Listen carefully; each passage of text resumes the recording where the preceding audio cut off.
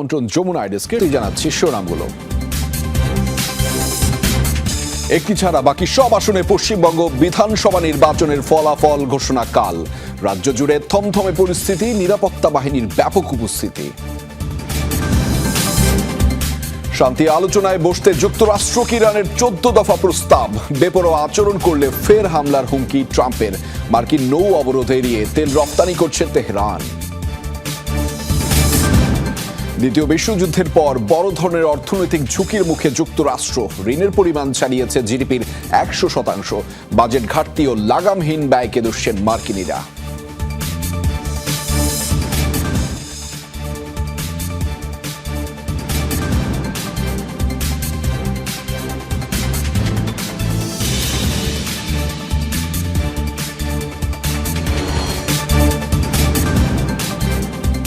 দর্শক, শিরোনামগুলো দেখছিলেন। আন্তর্জাতিক সব খবরাখবর নিয়ে আপনাদের সাথে রয়েছি আমি আহমেদ রেজা।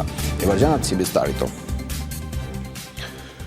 পশ্চিমবঙ্গে বিধানসভা নির্বাচনে একটি আসন ছাড়া বাকি 293টি আসনের ভোট গণনা ও ফলাফল ঘোষণা হবে আগামীকাল।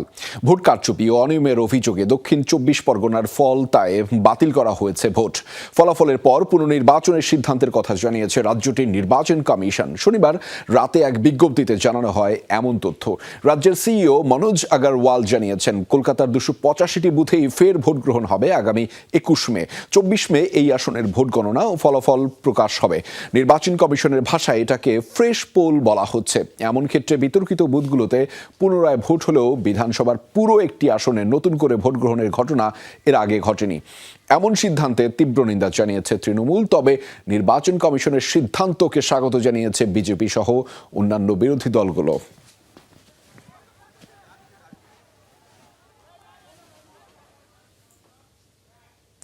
দর্শক, এই বিষয়ে আরো বিস্তারিত আপনাদেরকে জানাবো। সেটি বিস্তারিত জানাতে কলকাতা থেকে যুক্ত রয়েছেন সহকর্মী সুকান্ত চট্টোপাধ্যায়। তার মাধ্যমে জানাবো সেখানকার বিস্তারিত তথ্যগুলো। সুকান্ত, একটু জানাবেন আমাদেরকে যে সেখানে আসলে কি ধরনের পরিস্থিতি বিরাজ করছে, কোনো ধরনের সহিংসতা ঘটেছে কিনা, কি পরিস্থিতি চলছে মূলত সেখানে? দেখুন, রাত পোহালেই কিন্তু সকাল 8টা থেকে কিন্তু ভোট গণনা শুরু হবে। আমরা এই মুহূর্তে দাঁড়িয়ে আছি একটি স্ট্রং রুমের সামনে। সেখানে দেখাতে পাচ্ছি যেখানে প্রায় 7টি বিধানসভা কেন্দ্রের কিন্তু যে ইভিএম মেশিন এখানে মজুত রাখা হয়েছে। কেন্দ্রীয় বাহিনী এখানে নিরাপত্তা দিচ্ছে এবং গোটা এই যে কলেজটি সেটা কিন্তু চারিদিকে কিন্তু কেন্দ্রীয় বাহিনী ঘিরে রেখেছে।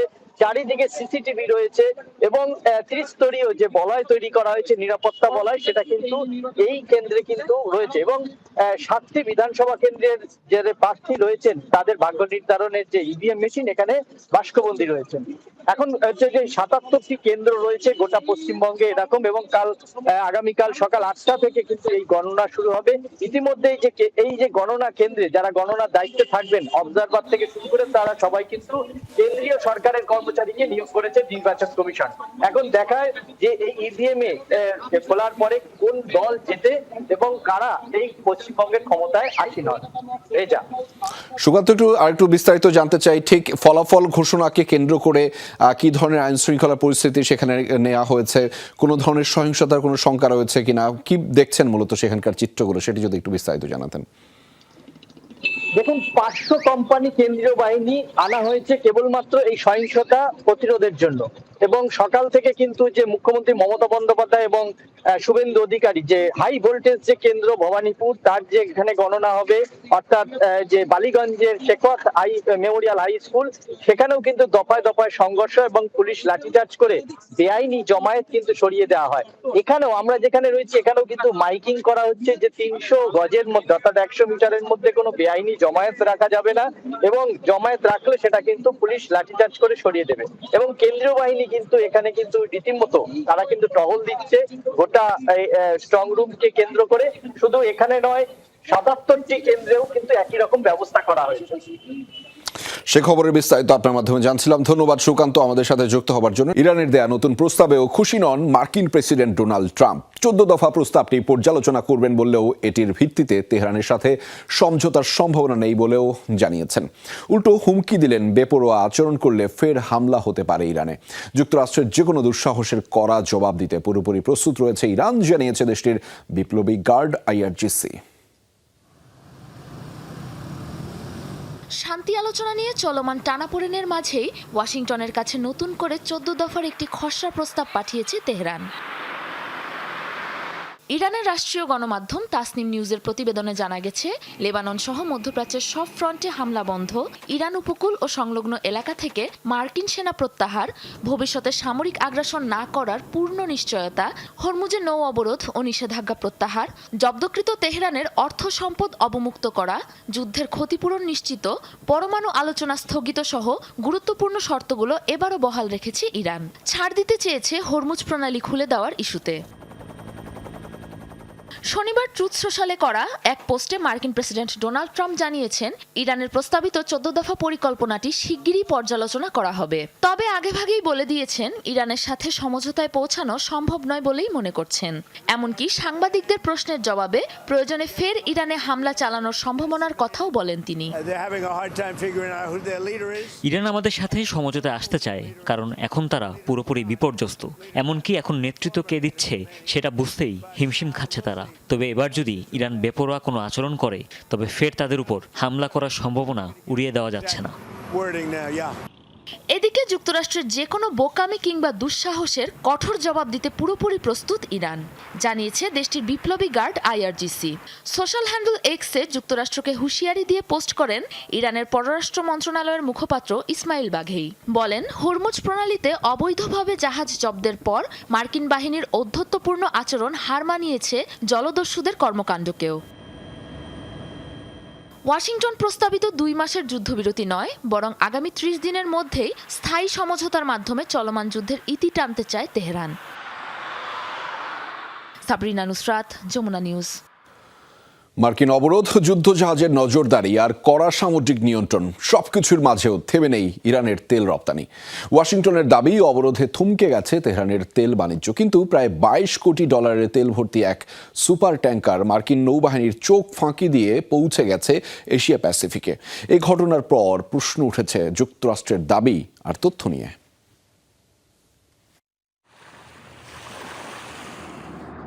ইরানের অর্থনীতির লাইফলাইন বলা হয় হরমুজ প্রণালীকে। তেহরানের আমদানি রফতানি সিংহভাগই পরিচালিত হয় এই নৌপথ দিয়ে। শুধু ইরান নয়, বিশ্ব বাণিজ্যের জন্য গুরুত্বপূর্ণ এই প্রণালী। ইরান যুদ্ধ শুরুর পর ব্যস্ততম এই নৌ রুটে প্রায় 3 সপ্তাহ ধরে চলছে মার্কিন অবরোধ। প্রতিদিন $500 মিলিয়ন লোকসান হচ্ছে তেহরানের, এমন দাবিও করেছেন মার্কিন প্রেসিডেন্ট ডোনাল্ড ট্রাম্প। তবে বাস্তব চিত্র কিছুটা ভিন্ন। মার্কিন অবরোধ আর কড়া নজরদারির মাঝেও চলছে ইরানের তেল রপ্তানি। যুক্তরাষ্ট্রের নৌ অবরোধ এড়িয়ে এবার এশিয়া প্যাসিফিক অঞ্চলে পৌঁছেছে দেশটির একটি সুপার ট্যাঙ্কার, এমনটা জানিয়েছে জাহাজ পর্যবেক্ষণকারী প্রতিষ্ঠান ট্যাঙ্কার ট্র্যাকার্স। তথ্য অনুযায়ী ন্যাশনাল ইরানিয়ান ট্যাঙ্কার কোম্পানির মালিকানাধীন বিশাল এই জাহাজটির নাম হিউজ, যা এই মুহূর্তে প্রায় 19 লাখ ব্যারেল অপরিশোধিত তেল বহন করছে। বর্তমান বাজার অনুযায়ী এই পরিমাণ জ্বালানির মূল্য প্রায় $22 কোটি মার্কিন ডলার। সামাজিক যোগাযোগ মাধ্যম এক্সে এক পোস্টে ট্যাঙ্কার ট্র্যাকার্স জানায়, 1 সপ্তাহেরও বেশি সময় আগে জাহাজটি সর্বশেষ শ্রীলঙ্কা উপকূলে দেখা গেছে। বর্তমানে ইন্দোনেশিয়ার লম্বক প্রণালী হয়ে রিয়াও দ্বীপপুঞ্জের দিকে যাচ্ছে এটি। সংস্থাটি আরও জানায়, গত 13 এপ্রিল হরমুজ প্রণালীতে মার্কিন অবরোধের ঘোষণার সময় ইরানের জলসীমায় ছিল হিউজ। গত 20 মার্চ মালাক্কা প্রণালী থেকে ইরানের উদ্দেশ্যে যাত্রা শুরুর পর থেকেই জাহাজটি তার অটোমেটিক আইডেন্টিফিকেশন সিস্টেম বন্ধ রাখে, ফলে জাহাজটির অবস্থান শনাক্ত করা কঠিন হয়ে পড়ে। এর আগে ইরানের রাষ্ট্রীয় গণমাধ্যম দাবি করে, মার্কিন অবরোধ ভেঙে গন্তব্যে পৌঁছাতে সক্ষম হয়েছে অন্তত 52টি ইরানি জাহাজ। তবে যুক্তরাষ্ট্র বলছে, অবরোধ শুরুর পর থেকে ইরানের অন্তত 41টি নৌযানকে গতিপথ পরিবর্তনে বাধ্য করেছে তারা।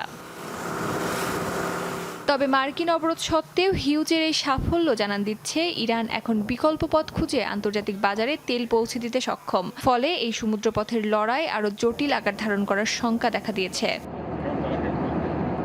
অস্মিতা বিশ্বাস, যমুনা নিউজ। যুদ্ধবিরতির তোয়াক্কা না করেই লেবাননে অব্যাহত রয়েছে ইসরায়েলের নারকীয়তা। 24 ঘন্টায় দেশটির দক্ষিণাঞ্চল জুড়ে অন্তত 50 দফায় বিমান হামলা চালিয়েছে IDF। শনিবার থেকে IDF এর দফায় দফায় বোমা বর্ষণে বিপর্যস্ত লেবাননের পরিস্থিতি।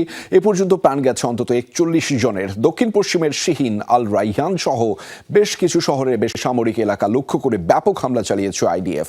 দক্ষিণাঞ্চলের সীমানা জুড়ে সামরিক তৎপরতা আরও জোরদার করেছে তেল আবিব। অঞ্চলটির আকাশ সীমায় টহল দিচ্ছে ইসরায়েলি ড্রোন। গেল মাসে যুদ্ধবিরতি কার্যকর হওয়ার পর এ পর্যন্ত ইসরায়েলি আগ্রাসনে লেবাননে প্রাণ হারানো মানুষের সংখ্যা ছাড়িয়েছে 2000-এরও বেশি। ঋণের ভারে জর্জরিত যুক্তরাষ্ট্র ছাড়িয়ে গেছে অর্থনীতির আকারকে। দ্বিতীয় বিশ্বযুদ্ধের পর প্রথমবারের মতো ঋণের পরিমাণ জিডিপির 100% ছাড়িয়ে গেছে, দাঁড়িয়েছে প্রায় 31.27 ট্রিলিয়ন ডলারে। ইকোনমিক অ্যানালাইসিস প্রকাশিত রিপোর্টে উঠে এসেছে এমন তথ্য। প্রতিবেদন বলছে বিশাল বাজেট ঘাটতি আর লাগামহীন সরকারি ব্যয় তৈরি করেছে এই ঋণের পাহাড়। এর ফলে বাড়ছে সুদের হার ও মূল্যস্ফীতি। বিশেষজ্ঞরা বলছেন দ্রুত ব্যবস্থা না নিলে নজিরবিহীন অর্থনৈতিক ঝুঁকিতে পড়বে যুক্তরাষ্ট্র। বিশ্বের সবচেয়ে বড় অর্থনীতির ভেতরেই শুভঙ্করের ফাঁকি। ঋণের ভারে নিজের অর্থনীতিকেই ছাড়িয়ে গেছে যুক্তরাষ্ট্র।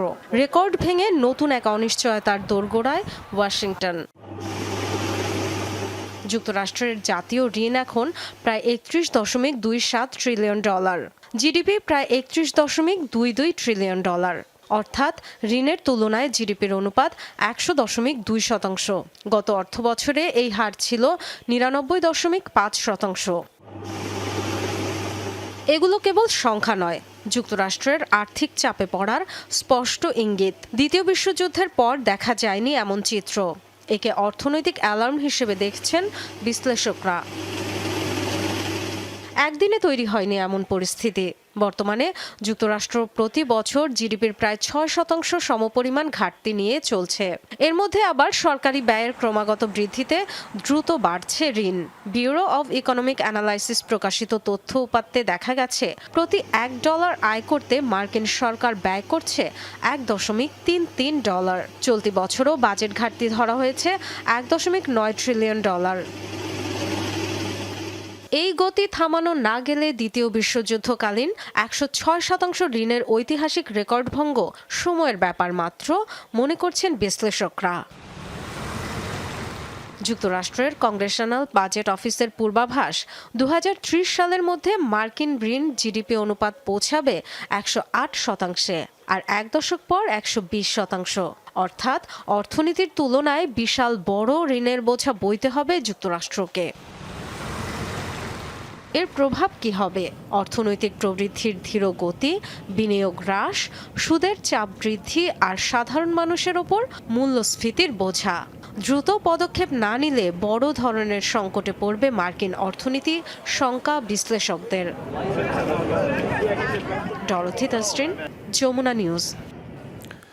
ইরানের বিরুদ্ধে যুদ্ধে এ পর্যন্ত যুক্তরাষ্ট্র ব্যয় করা $25 বিলিয়ন দিয়ে বিশ্বজুড়ে 8,70,00,000 মানুষের মানবিক সহায়তা নিশ্চিত করা যেত, এমন মন্তব্য করেছে জাতিসংঘ। সংস্থাটির মানবিক সহায়তা বিষয়ক বিভাগের প্রধান টম ফ্লেচার বলেছেন, এই অর্থ জাতিসংঘের 2026 সালের বৈশ্বিক মানবিক সহায়তা পরিকল্পনার পুরো তহবিলের সমান। জাতিসংঘের লক্ষ্য 2026 সালের শেষ নাগাদ $23 বিলিয়ন সংগ্রহ করা, তবে এখন পর্যন্ত মিলেছে প্রয়োজনীয় অর্থের মাত্র 28%। অন্যদিকে মার্কিন গণমাধ্যম বলছে, ইরান যুদ্ধে যুক্তরাষ্ট্রের প্রকৃত ব্যয় $25 বিলিয়নের চেয়ে অনেক বেশি, যা $40 থেকে $50 বিলিয়ন পর্যন্ত হতে পারে। এদিকে ইরানের পররাষ্ট্রমন্ত্রী আব্বাস আরাগচি দাবি করেছেন, যুদ্ধের ব্যয় নিয়ে সঠিক তথ্য দেয়নি যুক্তরাষ্ট্র। তার অভিযোগ, এখন পর্যন্ত যুক্তরাষ্ট্রের ব্যয় $100 বিলিয়ন পৌঁছেছে।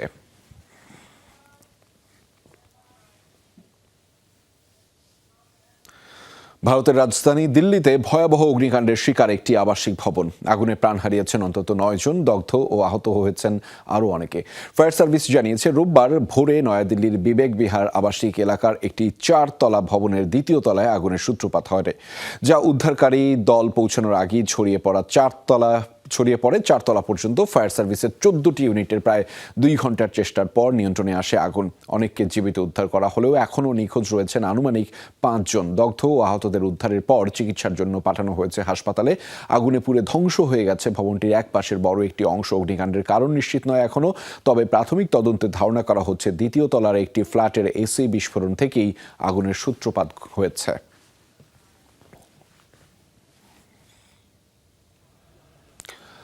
পাল্টাপাল্টি হামলায় আবারও উত্তপ্ত রাশিয়া ইউক্রেন যুদ্ধ।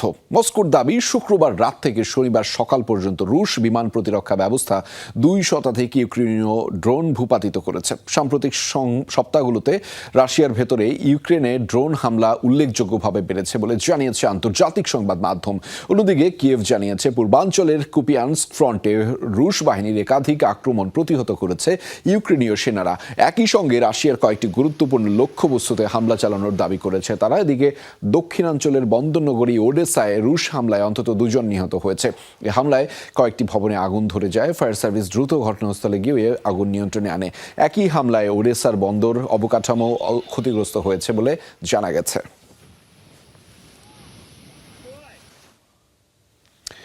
দ্বিতীয় বিশ্বযুদ্ধের পর থেকেই ইউরোপের বিভিন্ন দেশে সামরিক ঘাঁটি গড়ে সেনা মোতায়েন করে আসছে যুক্তরাষ্ট্র। জার্মানি, যুক্তরাজ্য, স্পেন আর ইতালি সহ পশ্চিমা বহু দেশের নিরাপত্তার দায়িত্ব নেয় দেশটি। সম্প্রতি জার্মান চ্যান্সেলর ফ্রেডরিক মার্জ এর সাথে ইরান যুদ্ধ নিয়ে বিতর্কের জেরে ন্যাটো সদস্যভুক্ত জার্মানি থেকে 5,000 মার্কিন সেনা প্রত্যাহারের ঘোষণা দিয়েছে ট্রাম্প প্রশাসন। প্রশ্ন উঠেছে, ইউরোপ জুড়ে মার্কিন সামরিক উপস্থিতি কতটা বিস্তৃত? কেন এসব দেশে সেনা মোতায়েন করে থাকে পেন্টাগন? গোটা ইউরোপে সবচেয়ে বড় মার্কিন সামরিক ঘাঁটি এই রামস্টাইন এয়ারবেজ। টানা 7 দশকেরও বেশি সময় ধরে এই ঘাঁটি সহ জার্মানির বিভিন্ন স্থানে সেনা মোতায়েন রেখেছে যুক্তরাষ্ট্র। মার্কিন প্রতিরক্ষা মন্ত্রণালয়ের তথ্য মতে দেশটিতে অবস্থান করছে 36,000-এরও বেশি মার্কিন সেনা। দ্বিতীয় বিশ্বযুদ্ধের পর ইউরোপের আরেক দেশ ইতালির নাগাদ ভিচেনজা, আভিয়ানো, নেপলস ও সিসিলিতে মার্কিন ঘাঁটি গড়ে তোলা হয়। সেখানে রয়েছে 12,500-এরও বেশি সেনা। এছাড়া যুক্তরাজ্যের 3টি ঘাঁটিতে মোতায়েন রয়েছে কমপক্ষে 10,000 সৈনিক। স্পেন, হাঙ্গেরি আর রোমানিয়া সহ আরও বেশ কিছু দেশে রয়েছে মার্কিন সেনাদের অবস্থান। ন্যাটো সহ এসব মিত্র দেশগুলোর সাথে সমন্বয় করে সেনাবাহিনীর কার্যক্রম নিয়ন্ত্রণ করে যুক্তরাষ্ট্রের ইউরোপীয় কমান্ড। সেনা, নৌ, বিমান, marine corps, special operation force এবং নবগঠিত স্পেস ফোর্স, এই 6টি শাখার মাঝে সমন্বয় রাখে তারা।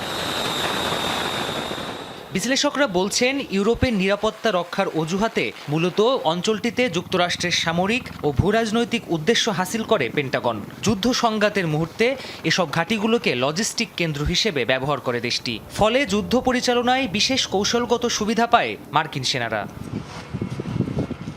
মার্কিন প্রতিরক্ষা মন্ত্রণালয়ের তথ্যভিত্তিক সংস্থা ডিএমডিসির তথ্য বলছে, সব মিলিয়ে ইউরোপে কমপক্ষে 68,000 মার্কিন সেনা মোতায়েন রয়েছে। স্থায়ী ঘাঁটি রয়েছে 31টি। প্রাণপ্রতিম কুণ্ডু, যমুনা নিউজ। দর্শক, যমুনা ডেস্কে নিচ্ছি আবারও একটা বিরতি। ফিরছি একটু পরেই, আমাদের সাথেই থাকুন।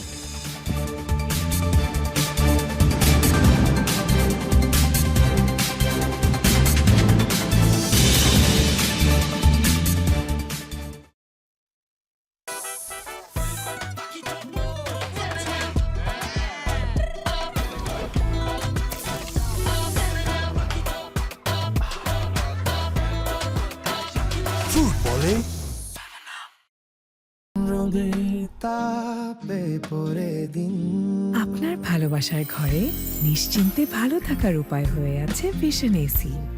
100% কপার কন্ডেন্সার এবং R32 রেফ্রিজারেন্ট শীতল রাখবে ঘর।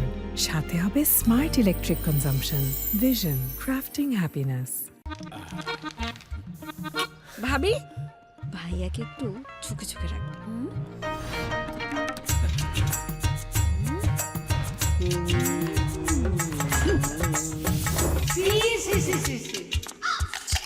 তুই এই বসে কি শুরু করলি?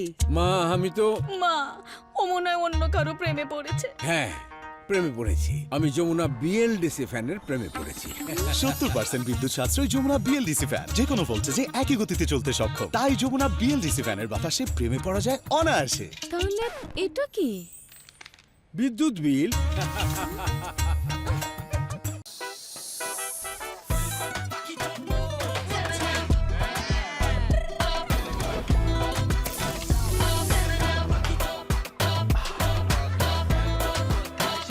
ফুটবলে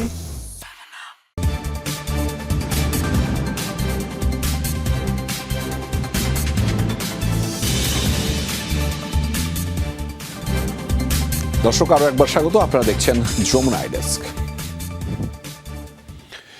ইয়েমেন উপকূল থেকে একটি তেলবাহী ট্যাঙ্কার ছিনতাই করেছে জলদস্যুদের একটি দল। শনিবার এক বিবৃতিতে দেশটির কোস্টগার্ড এই তথ্য জানিয়েছে।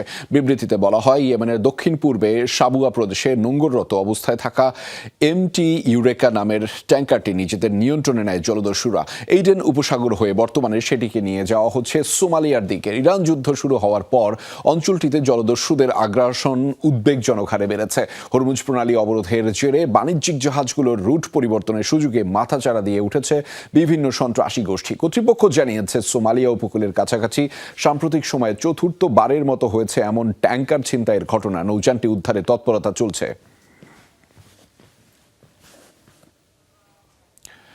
গাজার বাস্তুচ্যুত মানুষের আশ্রয় শিবিরগুলোতে আবার তৈরি হয়েছে ভয়াবহ স্বাস্থ্য ঝুঁকি। ইঁদুর আর পরজীবীর উপদ্রব নতুন দুশ্চিন্তার কারণ। বিশেষ করে শিশুদের শরীরে ছড়িয়ে পড়েছে ত্বকের সংক্রমণ সহ নানা রোগ। বিশ্ব স্বাস্থ্য সংস্থার তথ্য অনুযায়ী চলতি বছরের গাজায় ইঁদুর ও পরজীবীজনিত সংক্রমণের ঘটনা 17,000 ছুঁয়েছে। গাজা উপত্যকায় বাস্তুচ্যুত মানুষের তাঁবুতে নতুন আতঙ্ক, ইঁদুর আর পরজীবীর উপদ্রব।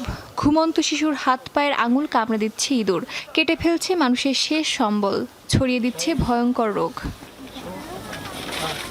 দীর্ঘ যুদ্ধের কারণে গাজার 20 লাখের বেশি মানুষের বেশিরভাগই এখন বাস্তুচ্যুত। কেউ ধ্বংসস্তূপের ওপর, কেউ রাস্তার পাশে, কেউ বা আবার খোলা মাঠে অস্থায়ী তাঁবুতে দিন কাটাচ্ছে। দক্ষিণ গাজার খান ইউনুসে আশ্রয় নেওয়া 20 বছর বয়সী আমানি আবু সেলমির জীবনেও নেমে এসেছে এমনই দুর্ভাগ্য।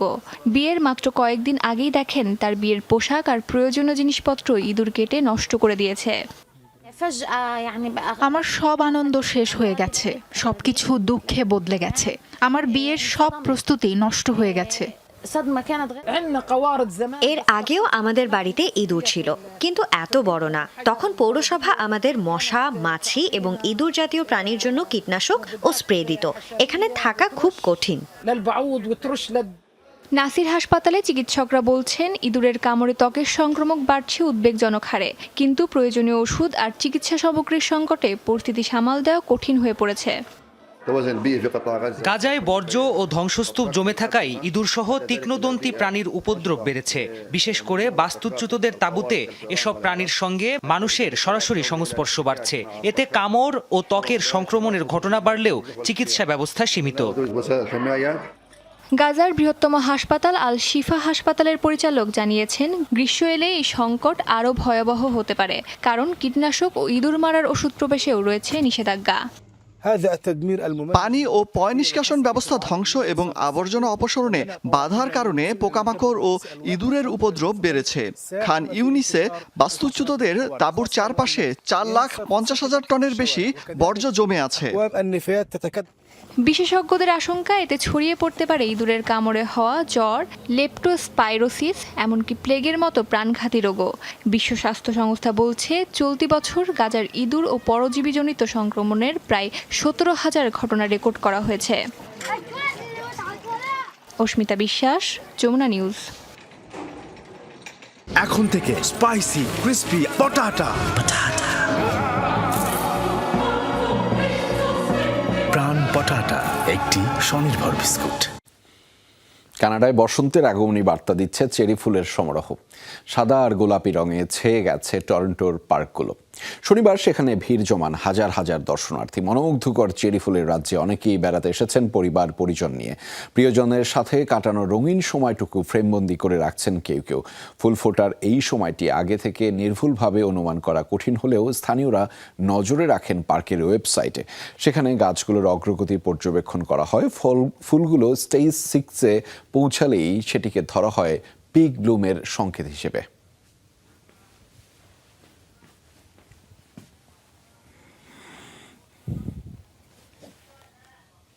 দর্শক, এই ছিল যমুনা আইডেস্কে। এতক্ষণ সাথে থাকবার জন্য আপনাদের সবাইকে ধন্যবাদ।